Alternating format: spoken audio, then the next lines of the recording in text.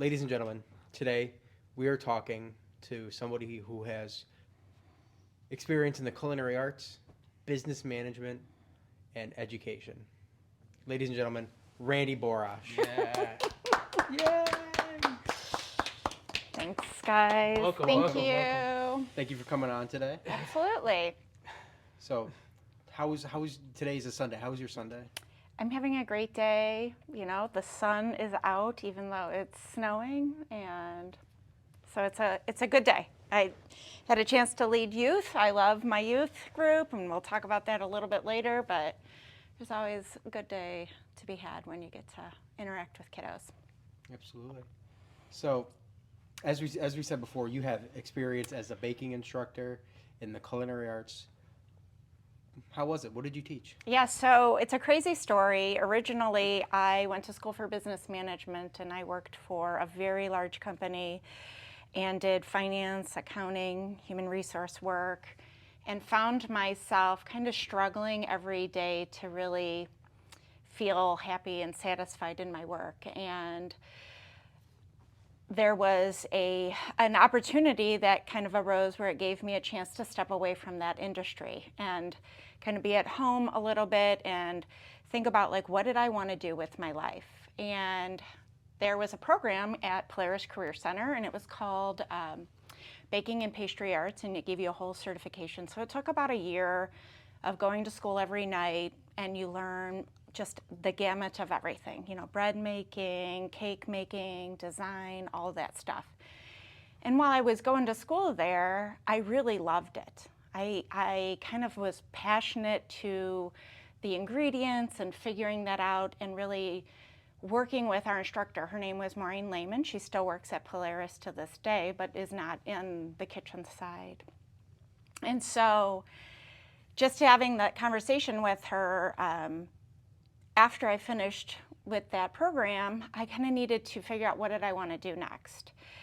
And I got a call from the adult education department where they were like, hey, listen, we think that you would be really great at teaching some classes. Would you be, able to do that? And I was like, oh my gosh, I have never taught anybody in my whole life. I don't know if that's something I can do. But I think in life, if you just don't go after things that come at you, then you lose out on opportunities. So I created a bunch of recipes. I created the kind of how-tos, the step-by-steps. And so then created a platform where I came in and would teach adults how to do different recipes so that they could take it back home. I have one student that actually, I just love her so much. Her name is Michelle Hertz. She runs her own catering business now where she creates amazing desserts. I'm going to give her a quick shout out because she is amazing, and it's called Sweet Revolutions LLC. And so she was somebody that inspired me even more when going through the school and how to then make those next leaps and steps to follow your passion. And so that is kind of the quick, nitty-gritty short of that long-winded explanation. So, as a teacher, I'm sure you've seen some interesting things. The human brain is a very interesting organ. So Yes. What would you say is the craziest thing that you've seen in your education career? So definitely when I was teaching cooking, we had some fire situations happen. We have one recently.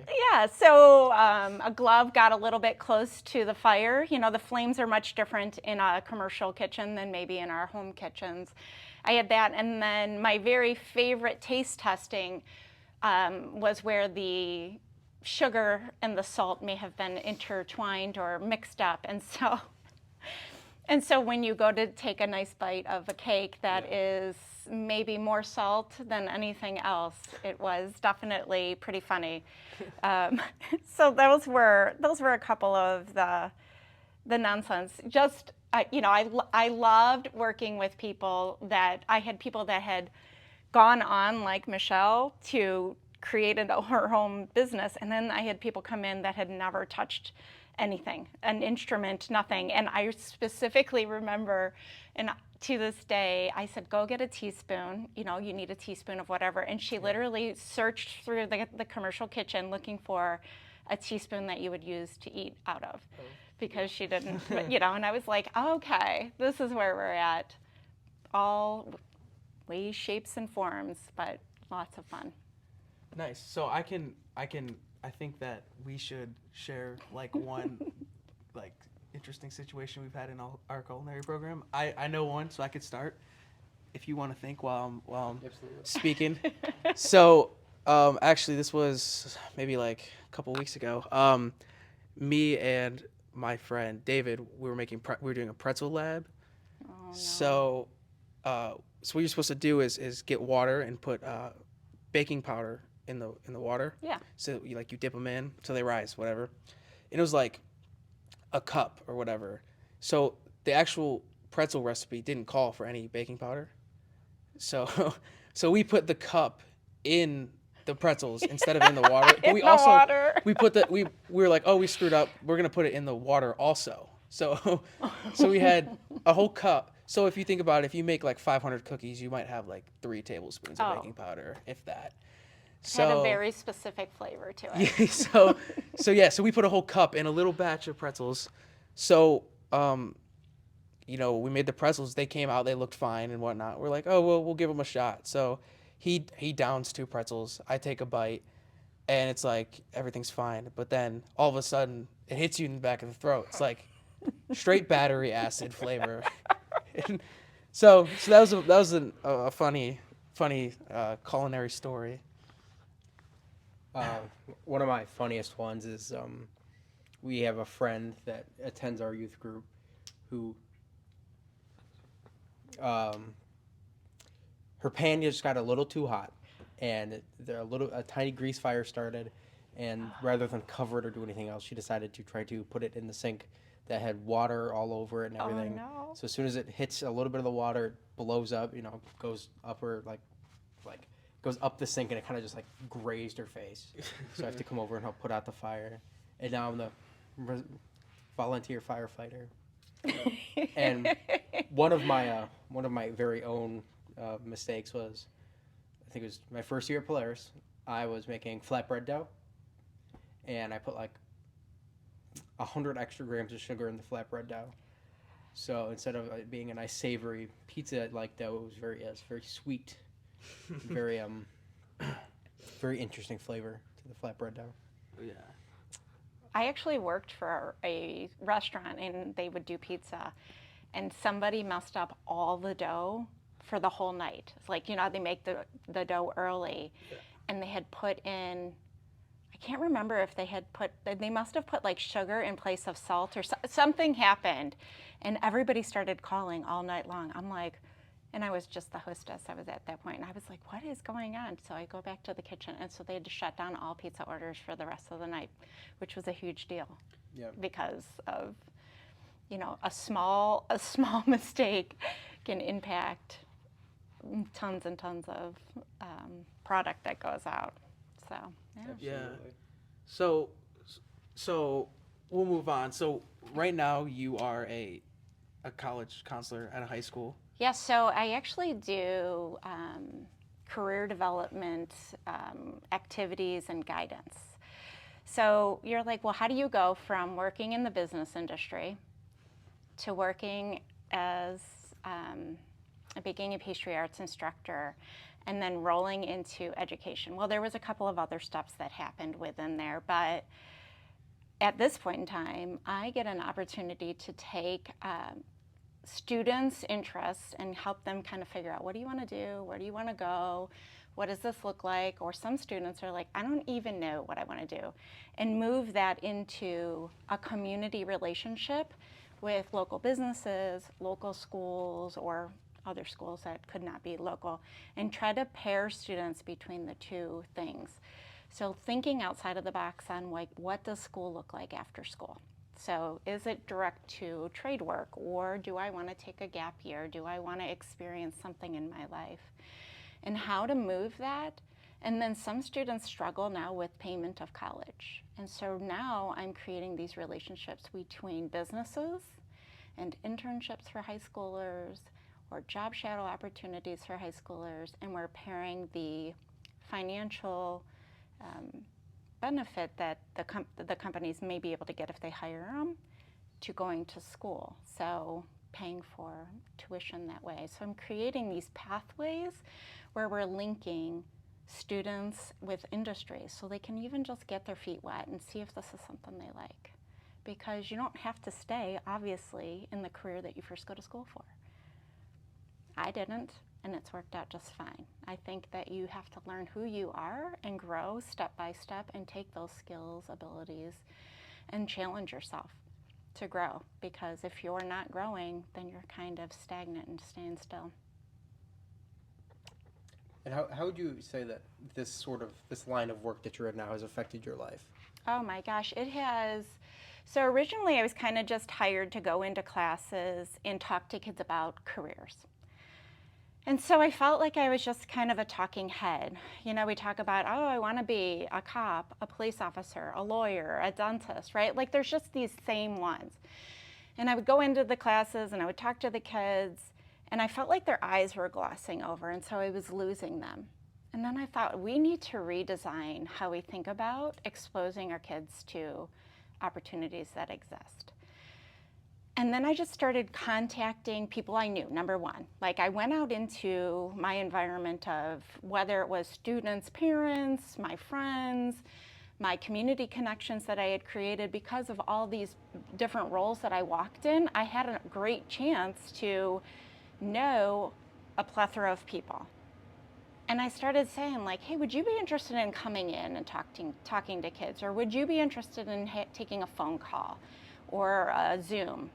And so then as more people began saying yes, yes, yes, what it has also done is it has exposed me to the amazing opportunities that exist in our world. Jobs that I didn't even know were active roles that we play, right? When we think about the job world, I always tell the students, you literally know the size of a snowflake, right? The size of the snowflake is what you know. It's all the stuff that is below that is keeping the world running. So there's some really cool opportunities. And so I just started pushing the boundaries on what education would let me do. Like what would the school let me do? How could I make the change? How could I get places and people together to facilitate hands-on learning? And so that's kind of what that has rolled into. So with, your experience with education and teaching and whatnot, how has that impacted or like inspired how you lead youth currently? So it's really interesting how I kind of got into the youth group realm. It's not something that I ever really wanted to do, because it's not that I don't love them. It was just that I didn't think I had anything to offer more. And then after kind of working through some conversations with some other leaders of the team, and then really sitting back and thinking, maybe you do, because you work in schools. So I work with mostly 6th through 12th grade, talking with them in their culture every day, hearing what's going on, hearing the struggles that kids face, hearing the wins that happen. And so I wanted to, after I really thought about it and honestly prayed about it, I wanted to be able to be somebody that could connect easily with kids, that could speak into their world about who they are. Like, really, who were you created from? Where are those gifts and talents? Where are they? Because a lot of times our kids are just sitting in front of technology and they're not really experiencing life. And so what better way than to be somebody that can speak those words into someone? So having the opportunity to lead youth gives me a chance to really have some better, solid communication and conversations. Number one, you were created by who, right? So God creates you, and what does that mean? And what are the natural abilities, skills, and talents that you have that maybe you haven't found? And how do we pull those out so that you honor what He created, know that you are not like anybody else in this world, and nor were you meant to be? And so all this time where our youth are looking at something else, right? And they're judging themselves against it. That is not what was intended to be. And so I felt like moving the youth role into where I kind of am, and now I work down in my middle school because it challenges me. I'm more comfortable in my high school. And remember, we talked about, like, if you're not challenging yourself, then you are not growing. So moving down and working with my middle schoolers and really showing love, even in the hard points, grows myself, grows my faith, and I hope that it grows them. With all that being said, what are some of your future life goals? Oh my gosh. So I think that in all of the change that I have experienced, I think really looking for change is a life goal. Really looking for the opportunity that pushes me to think outside of the box, to make connections with people I never would have thought would be beneficial or needed in my life. I think definitely making a career change is going to be in my future pathway, because I think that once you begin to make change, it feels a lot easier. And so you can move from thing to thing to thing and not feel stuck or feel like you're making a wrong decision. Because ultimately in life, right, like change is the thing that is the constant. And sticking to your core values, what you believe in. So I see myself actually moving into a realm where I am able to impact a larger group of people. I love working with high school students, college students. I love to be able to really impact them at a greater capacity than I currently am. And I'd love to facilitate change in how we connect our schools and our businesses or our nonprofits together and grow that so that we give the students the best opportunities. We show off the assets that we have in our communities that we live in by making these relationships with the corporations.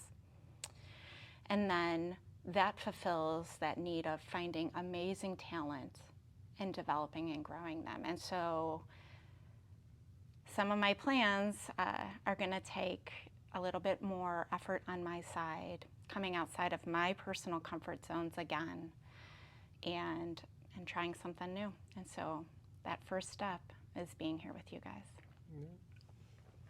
What would you say is your funniest life story? Oh my gosh, I can't believe I'm going to expose this. So a long, long time ago, there was a huge outage of lights, right? So I want to say it was like 21 years ago. Well, I was working for a package industry, and I worked in the office, the finance office, and so I'd have to wear really nice, fancy clothes all the time. So I had my suit on, we're, hustling the day, I'm just typing out my things, and all of a sudden the power goes out in this side of the country.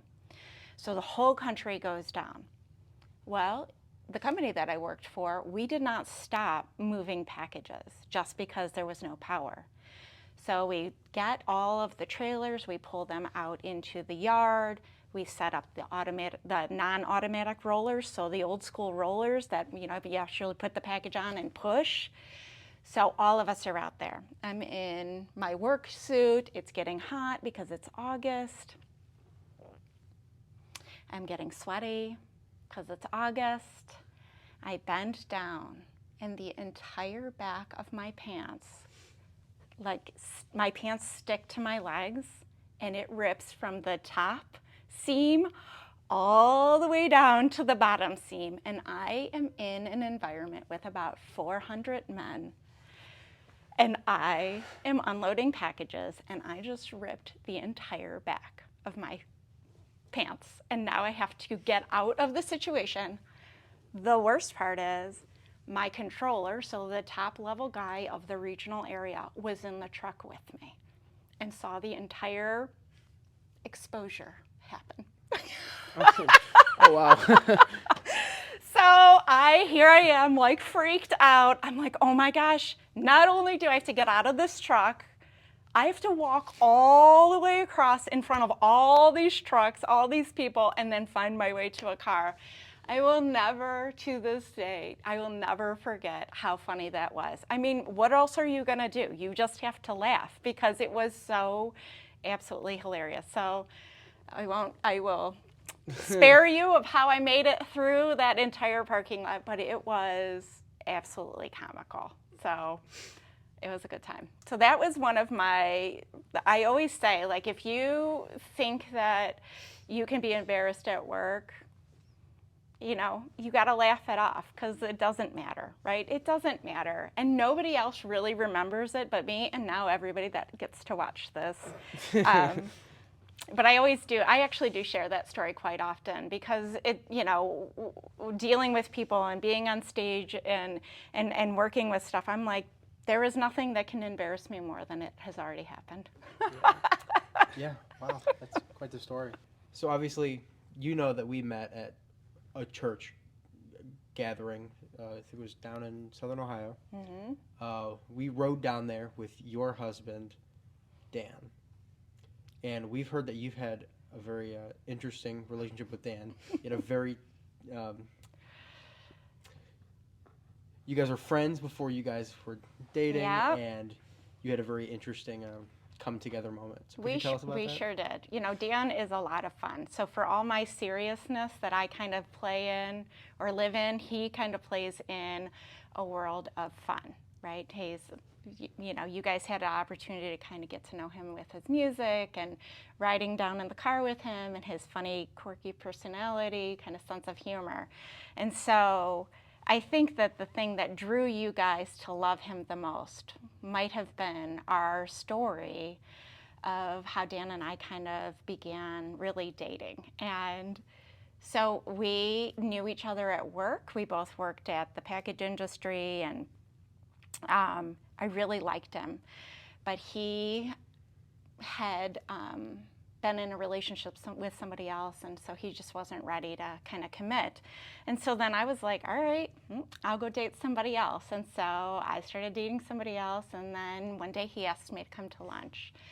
And so we're sitting at Olive Garden, I'll never forget this, and we're having some lunch or whatever, and he was like, so, like, what's up? And, actually, I'm dating somebody right now. And he's like, well, I need you. What did he say? Drop that zero and get with a hero. And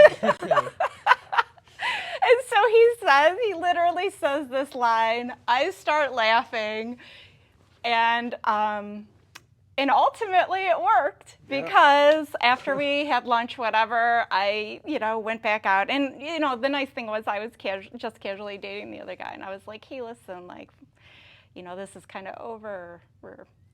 I'm going to break this off. And then it has been a history since. So, oh my gosh, it's been 22, 23, 24 years. And, we've been married 22-ish years. And we dated about a year and a half before we were married.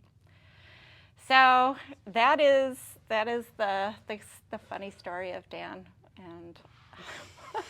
and his amazing pickup line. For everybody out there, that means pickup lines do work. I mean, it was 20 years ago, but it's I'm classic, sure man. It'll still work. It's a classic line, so you just never know when you're going to be able to use it. If it works, it works. If it works, it works. So as we talked about earlier, you help lead youth here at our church. I do. So we got to ask, what's your favorite Bible verse? Oh my gosh. Well, I think I have two. And I'm the worst at memorization. I know what they are. I kind of have the general idea, but I don't have them memorized. But I would say, Psalm 139, I praise you because I'm fearfully and wonderfully made. And I always try to remind students and, my own kids, you were fearfully and wonderfully made, which means that you were made perfectly. And so the things you think are a flaw are not a flaw. Right? They are an asset to who you are. And if you really follow God and you believe his truth, you will believe that everything he made in you is perfect and that you are supposed to be a wonderful asset to this world. So that is the first one. And then, as a young mom, when I was a young mom, I really followed the Romans 12:2. And it's do not be conformed by this world, but be transformed and renewed in your mind, that by testing, you may discern that all that, God has planned for you is acceptable and perfect. And so, especially going through those hard years where I didn't know who I was, number one, because I had kind of let that fall away, and I was following the nonsense of the world and trying to keep up with the Joneses, and make sure my kid was in every activity and kids were in every activity and doing everything, and then I needed to be reminded. I needed to be pulled back, and so I also needed to be reminded of who I was, and and that's also that fearfully and wonderfully made, and really believe who He says I am. And so that is why I'm so passionate about what I believe our youth can be and what our community can be and how to grow them. So those are the 2 Bible verses I literally live by. Good choices, good choices. Yeah. So as we come to an end here, we've got this camera and this camera. Look into one of them and give us some final remarks, some last words, if you will. I feel like, I feel like I'm saying it over and over and over again, but who you were made to be is inside of you. And you need to find that by doing the personal research and work. You're never going to find it by looking at a screen. And then really own who you are, and then allow for change, because you cannot have growth without change. And so change equals opportunity. So look for your opportunities in the world. Won that all by saying amen. Amen. Thank you for joining on this Thank you, episode Randy. of Too You're Many welcome, Cooks. guys. And we'll see you all next time. Thank you. Thanks.